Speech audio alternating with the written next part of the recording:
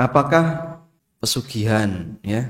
Terus yang kedua keris yang bisa joget ya. Masya Allah. Yang ketiga kunjungan ke Wali Songo. Lalu setelah itu dagangannya laris. Apakah itu masuk kesyirikan? Tadi kita sudah menyebutkan berkali-kali prinsip pokoknya syirik itu dosa besar yang tidak akan diampuni oleh Allah, itu berbahaya dan seterusnya. Maka jagalah kesehatan tauhid sebab ini syarat untuk bisa masuk surga. Sehingga setiap orang mukmin selalu kita tanamkan, ayo menjaga kesehatan tauhid. Maka kalau bisa Bapak Ibu buat kampanye ya.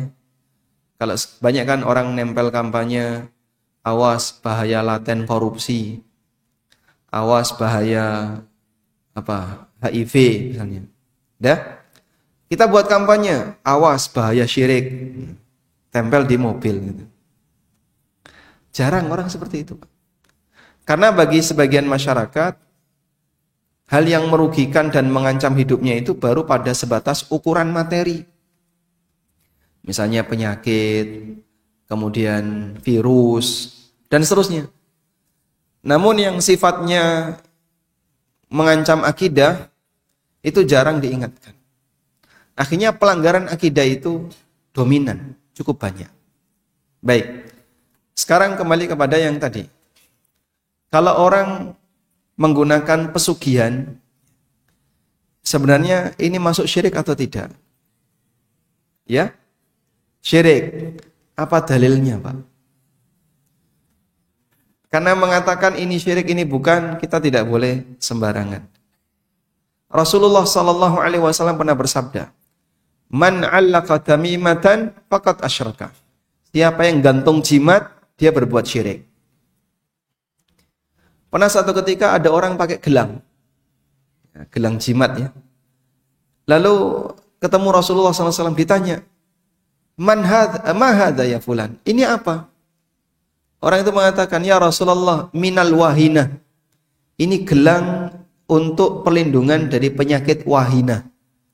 Ada penyakit namanya penyakit wahina, linu-linu ya. Jadi kalau saya pakai gelang ini, kemeng-kemengnya hilang. Secara medis nggak ada hubungannya. Dan dulu nggak ada model gelang magnet, ya, gelang kesehatan, belum ada dulu. Adanya gelang jimat. Tapi diyakini bisa menyembuhkan penyakit pegelinu. Maka Rasulullah SAW mengatakan kepada orang ini, inziha, kau copot itu. Li'annaka law mitta wahiya alaika. Karena kalau sampai kamu mati, sementara gelang itu masih belum kau lepas, lan tuflih abada. Kamu tidak akan beruntung selamanya. Alias, kau celaka selamanya. Praktek kamu ini perbuatan kesyirikan. Karena pakai jimat. Jimat dibawa sampai mati. Kalau pernah praktek jimat, dulu saya pernah praktek ya Pak. Sekarang, alhamdulillah sudah bertobat. Tak koleksi jimatnya. Lah buat apa Pak dikoleksi? Lah daripada dibuang sayang, buang aja Pak, isinya apa juga rana gunane. Ketika dia bertobat, saya sekarang sudah bertobat, saya sudah anti jimat. Alhamdulillah, semoga dosa dulu tidak dibawa mati. Insya Allah orang yang bertobat dari perbuatan dosa apapun bentuknya, ada peluang diampuni. Karena Allah Subhanahu wa taala menjanjikan dalam Al-Qur'an, innallaha yaghfirudz dzunuba jami'a. Allah mengampuni seluruh jenis dosa. Sampai pun dosa kesyirikan. Baik. Maka yang seperti ini tadi apa bentuknya Pak? Jimat ya? Atau garis?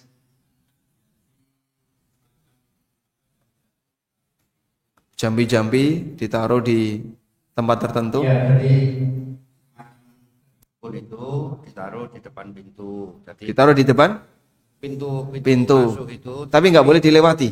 Enggak, di pinggir. Jadi kalau semua diberitahu, kalau yang karyawannya itu lewat, kamu jangan lewat sini. Jadi lewat yang ditaruh sebelahnya itu ya di sebelahnya, supaya tidak melewati yang ditaruh jabu-jabu dari dukun. Biar laris ya.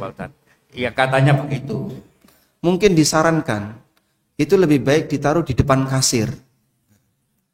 Terus diumumkan, siapapun yang belanja di sini tidak boleh melangkahi garis ini. Insya Allah laris, Pak. Gratis. Jadi selesai makan nggak usah lewat di depan kasir. Alias apa? Gratis. Laris insya Allah. Baik. Ya memang inilah keanehan orang ya. Sehingga melewati itu tidak boleh. Padahal dia sendiri tidak menghormati Al-Quran, tidak menghormati hadis, yang di situ ada banyak peringatan untuk melarang orang berbuat kesyirikan dan praktek sihir dan seterusnya. Waliyatubillah. Baik, yang kedua tentang keris ya. Memang kecenderungan sebagian orang itu menaruh hormat kepada senjata. Mbah sing rupane keris, tumbak, terus apa lagi? Samurai dan aneka senjata. Sehingga senjata itu berpotensi dikeramatkan. Karena kan katanya sih filosofinya, ini adalah penyelamat kamu. Jadi kalau kamu kemana-mana bawa ini biar tidak diganggu orang. Ya kalau secara fungsi kita setuju senjata berfungsi untuk pelindungan kalau ada orang yang mau ganggu. Nah sekarang senjatanya bukan keris, duit. Ada yang ganggu kayak duit kan, lungo dia, ganggu tak kayak duit.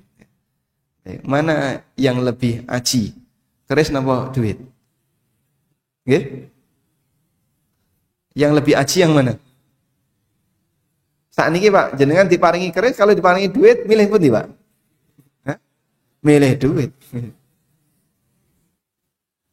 Tapi karena masih rasional, sehingga duit itu tidak dikeramatkan. Nah yang model senjata-senjata tadi, rasionnya sudah hilang. Terus dikeramatkan. Tapi Pak nyatanya nek ra didusi, nggih. Dia gemeteran, goyang, joget, barno wae. Kenapa? Itu yang kerja jin. Andekan betul itu yang kerja jin. Jadi yang menggoyangkan itu siapa? Jin. Maka dia bisa joget-joget, goyang-goyang karena jin yang menggoyangkan. Terus caranya gimana? Ya dibarne maut. Tapi mengganggu ya Pak. Kalau mengganggu ya dibuang. Tibangannya ganggu. Lah jinnya ini nanti gimana? Kalau memang serius orangnya mau mengusir jin ini ada caranya. Yaitu dengan cara apa? Diruqyah. Diruqyah agar jin ini pergi. Bukan malah dirawati. Ngerti nggih? Bukan malah dirawati tapi diruqyah. Tapi bagus ya Pak bisa goyang sendiri. Nanti jenengan bisa nyari ganti. Mobil-mobilan yang dikasih baterai itu nanti bisa goyang sendiri. Jadi jangan keris ya. Baik. Saya juga heran, kenapa kalau bisa goyang sendiri orang jadi gumun gitu ya. Padahal anakku yang duwe mainan yang bisa goyang sendiri. Kayak baterai on goyang sendiri. Baik. Haji Furoda bareng Ustadz Amin Nurbait hanya $18.000 Hubungi 0812 9090 4331.